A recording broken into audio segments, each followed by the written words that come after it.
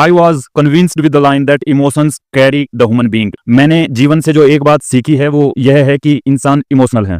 ज्यादातर इंसान, हमारी बायोलॉजी हमारे डिसीजंस को गवर्न करती है। हमारी बॉडी में हो रहे हार्मोनल चेंजेस हमारे थॉट्स को इन्फ्लुएंस करते हैं। ये केमिकल चेंजेस हमारा मूड सेट करते हैं। हम किन चीजों से प्रभावित हो गए हमारी बायोलॉजी डिसाइड करती है। आप डिफरेंट टाइप की बुक्स पढ़ेंगे जैसे chaos of James click and it's not you it's your biology by जो क्विक, और भी वेरियस बुक्स जो इस पार्टिकुलर लाइन को एस्टेब्लिश करती हैं। हमारी सारी स्टडी, हमारी सारी लर्निंग अपने आप को एक रेशनल बीइंग बनाने की, हमारी सारी कोशिश सही दिशा में जा रही होती है।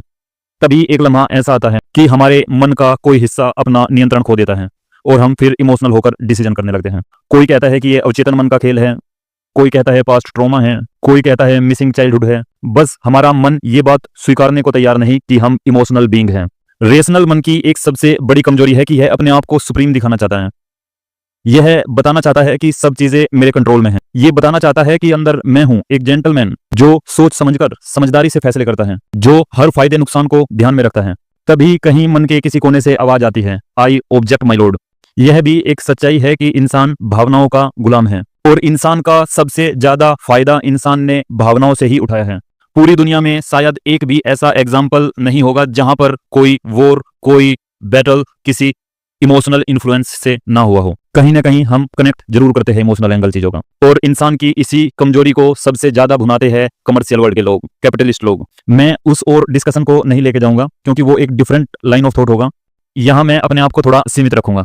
मैं ये नहीं कहता कि हम अपनी इमोशनल टेंडेंसी को पूरी तरह चेंज कर दे, पूरी तरह कंट्रोल कर लें, लेकिन कुछ हद तक इस पर काबू पाया जा सकता है। मैं क्रेज को इंसान का सबसे बड़ा गुण समझता हूं, क्योंकि अगर आपके पास क्रेज नहीं है तो आपके पास पेशेंस भी नहीं होगा, क्योंकि दोनों एक दूसरे को पूरा करते हैं। और अगर ये दोनों नहीं है तो आप टिक नहीं पाएंगे। ये कैपिटलिस्ट लोग आपको अपना शिकार बना ही लेंगे, आज नहीं तो कल।